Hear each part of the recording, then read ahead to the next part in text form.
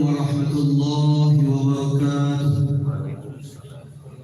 Alhamdulillah wassalatu wassalamu ala Rasulillah wa ala alihi wa ashabihi wa la haula wa la quwwata illa billah, amma ba'd.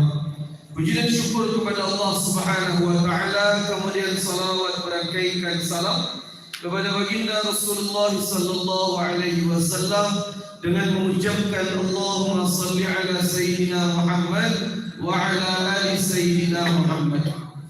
Bapak Ibu kaum muslimin kaum muslimat yang dimuliakan oleh Allah Subhanahu wa taala, kajian yang akan kita sampaikan adalah tentang fikih puasa qadha dan puasa 6 di bulan Syawal.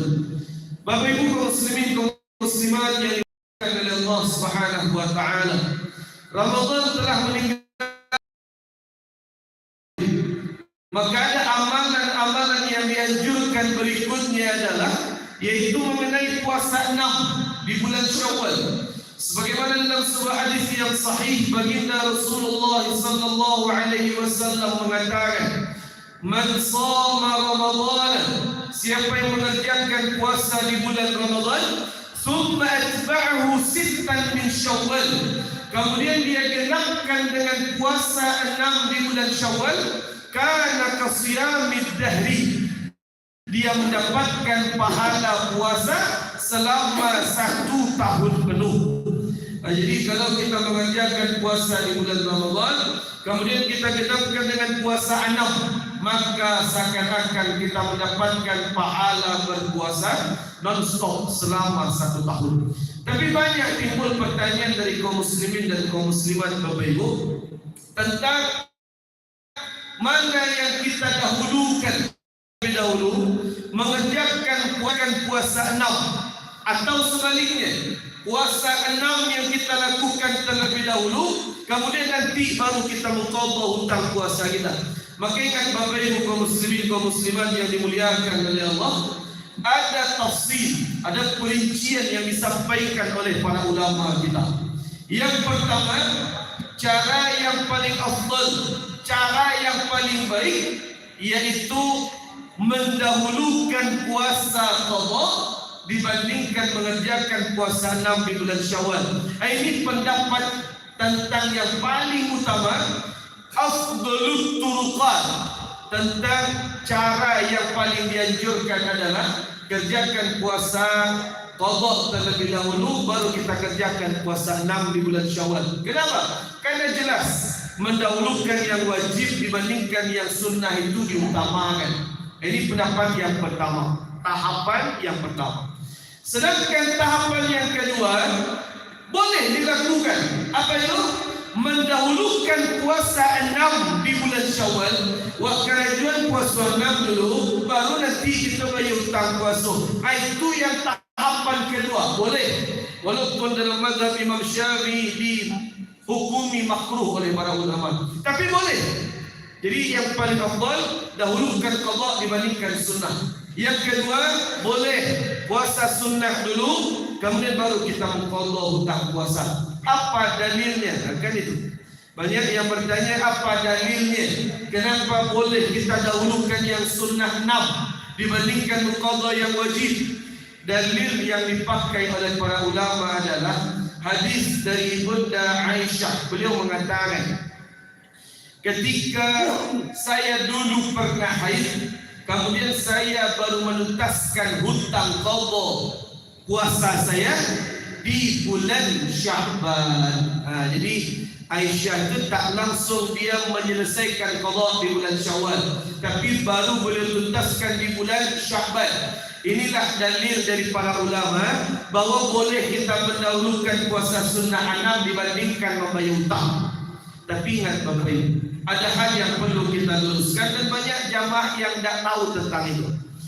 Boleh kita melakukan puasa 6 dibandingkan membayar hutang, boleh, tidak ada masalah, dengan satu syarat. Apa satu syaratnya Bapak Ibu? Bahwa ketika kita tidak mengerjakan puasa Ramadan memiliki hutang, Jadi bulan puasa kapatang utang kita ada. Kita tak puasa dengan sempurna, berarti kan wajib diqadha. Boleh kita dahulukan puasa 6 sebelum kita mengqadha dengan satu syarat. Apa satu syaratnya? Kita tidak berpuasa di bulan Ramadan karena uzur syar'i, karena memang diperbolehkan dalam syariat. Ada penyebabnya. Apa contohnya? Sakit. Kalau dia terhibur jawab bulan puasa batangnya sakit, dan kalau dia puasa boleh dia tidak berpuasa tapi qadha nanti.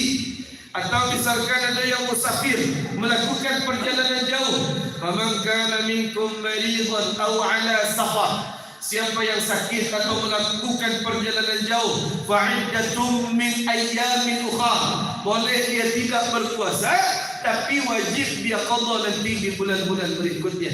Jadi siapa yang terhibur jawab sakit bulan puasa kapatang, melakukan perjalanan jauh, atau ada bini awak, anak manusia awak, menantu awak haid, atau dia hamil, atau dia menyusui, melahirkan, dan taluknya puasa, maka di bulan Syawal boleh dia kerjakan puasa 6 terlebih dahulu sebelum dia melakukan qadha hutang puasa. Tapi ingat, kalau ada yang terawak membatalkan puasa bighairi udhrin syar'i, tanpa ada alasan yang jelas, tanpa ada udzur syar'i, sangajonya membatalkan puasanya, sangajonya tak puasa. Contohnya makan, minum dengan sengaja, kemudian menggauli istrinya walaupun nanti wajib dikenakan kafarat untuknya. Kemudian maaf cakap ada yang onani, masturbasi, itu kan naudzubillah batal puasa.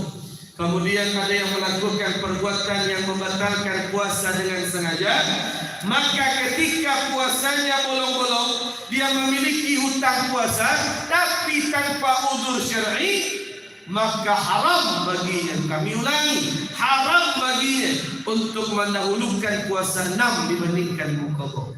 Itu bedanya Bapak Ibu. Kalau dia tak puasa Ramadan kapatang karena uzur, bolehnya puasa 6. Karena uzur, puasa 6 kan dulu nawa, because dia kan qadha tu nawa. Tapi kalau dia tidak berpuasa karena sengaja, makan, minum diam-diam, merokok siang hari, kemudian onani, masturbasi, melakukan perbuatan yang membatalkan puasa yang lain, maka haram baginya puasa sunnah Syawal dulu. Wajib baginya untuk mengqadha hutang puasanya dulu. Itu tentang yang kedua, boleh kita kerjakan puasa sunnah dibandingkan puasa qadha mengganti hutang. Yang ketiga, pertanyaan yang paling banyak ditanyakan oleh para jamaah kita, Ustaz, boleh tak dalam satu hari kita gabungkan dua puasa? Yang pertama puasa wajib qadha, kemudian yang kedua puasa sunnah Syawal. Jadi dalam satu hari, contoh, ini kan hari-hari puasa Syawal, ketikanya subuh jadi makan sahur, kemudian dia berniat untuk mengerjakan puasa qadha sekaligus dengan puasa 6 di bulan Syawal.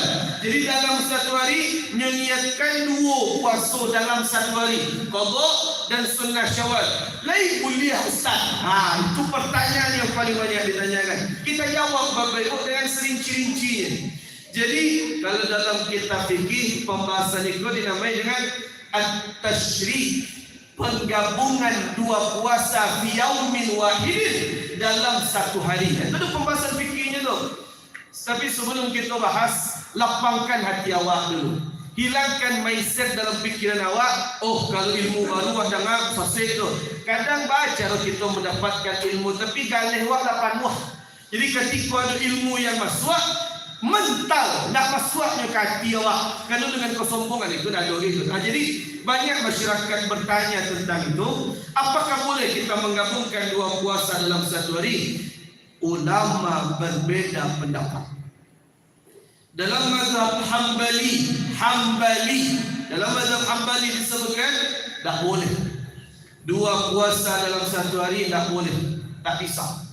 Karena puasa itu ibadah mustaqillah, ibadah yang berdiri sendiri, tak bisa dua puasa dalam satu hari, tak bisa. Itu pendapat mazhab yang pertama, Hambali. Sedangkan dalam pendapat mazhab Imam Syafi'i, mazhab Syafi'i disebutkan, ada rinciannya di situ.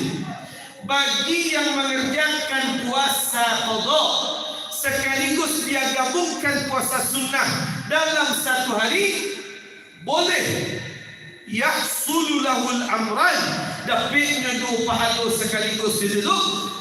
Dan ikut kata ulama adal mu'tamad, ikut pendapat yang mu'tamad dalam mazhab Imam Syafi'i. Jadi dalam mazhab Hambali dikatakan tak bisa. Sunnah saja, qadha saja, syawal saja, qadha saja. Itu pendapat yang pertama, Hambali. Tapi dalam mazhab Imam Syafi'i, dan ambo meyakini itu, dalam mazhab Imam Syafi'i boleh menggabungkan dua puasa dalam satu hari, puasa qadha sekaligus puasa sunnah dalam satu hari, niatkan langsung dua, maka yahsul lahul amran, dapatnya dua pahala sekaligus dalam satu hari, walaupun tetap yang paling rancak qadha saja, sunnah saja. Tapi kalau ditanya boleh atau tidak, boleh. Tak bisa kita nyabit, oh salah tu salah, tak bisa, kerana fikir tu luas. Jadi yang paling rancak dahulukan qadha dibandingkan sunnah. Kemudian tahapan yang kedua, kalau tak bisa qadha dulu, boleh sunnah dulu baru qadha. Hukumnya makruh dalam mazhab Imam Syafi'i, tapi boleh. Sedangkan yang ketiga, boleh menggabungkan puasa qadha dan puasa syawal dalam satu hari. Nah, Ustaz, kalau menggabungkan dua puasa dalam satu hari, itu niatnya kalau qadha saja niatnya ba'a, Ustaz. Apakah dapat dua sekaligus kedua-duanya? Ulama beda pendapat di situ. Kalau Imam Romli mengatakan, kalau dia meniatkan hanya qadha saja, ya qadha saja dia dapat, syawal dia dapat. Tapi kalau Imam Ibnu Hajar mengatakan, Imam Ibnu Hajar mengatakan, kalau dia hanya niat qadha saja, berarti qadha dia dapat, syawal dia dapat. Sedangkan Imam Ramli mengatakan, kalau beliau niatnya qadha saja, otomatis dengan syawalnya dapat sekaligus.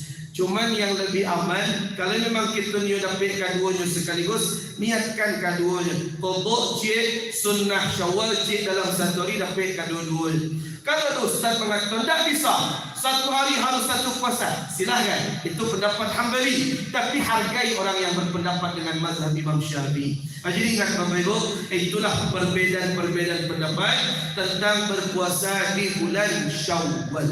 Bapak Ibu yang dimuliakan oleh Allah Subhanahu wa taala, kemudian yang berikutnya ada hal penting yang kita sampaikan. Dalam kitab Al-Minhaj, dalam kitab besar dalam mazhab Imam Syafi'i, kalau ada di antara ibu jawab punya orang tua kini usianya lah 85 tahun, 90 tahun, dah taluknya puasa kerana udur rentang.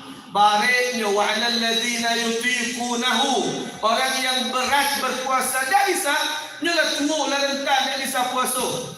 Berarti kalau di bulan Ramadan kapatan kan bayar fidyah. Kerana nak tahu puasa, berarti 30 hari keluarkan fidyah, jadi si wajib dia keluarkan fidyah. Tak perlu qadha kerana dia nak tua rentang. Tapi kalau cik mungkin ibu jawab baru dengar. Tapi dalam kitab fikih disebutkan para ulama kita, kalau beliau nak tua rentang, beliau tidak mampu puasa, jangankan puasa 6 di bulan Syawal, puasa Ramadan saja tak bisa.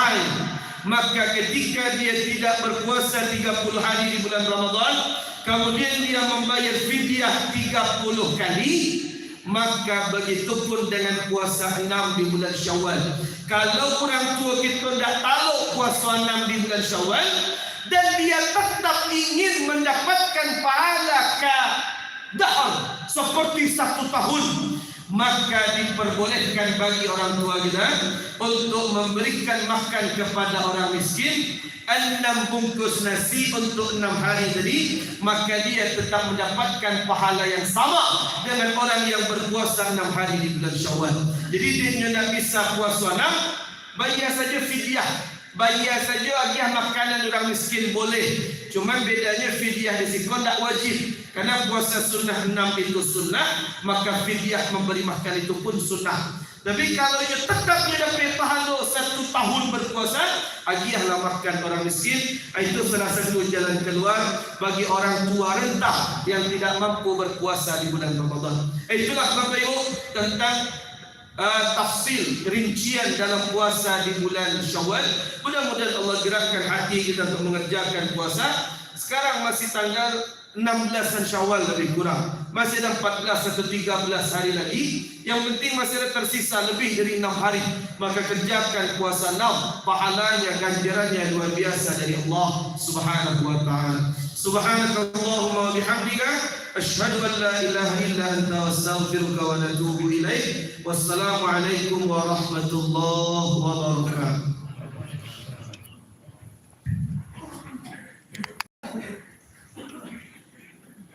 Allah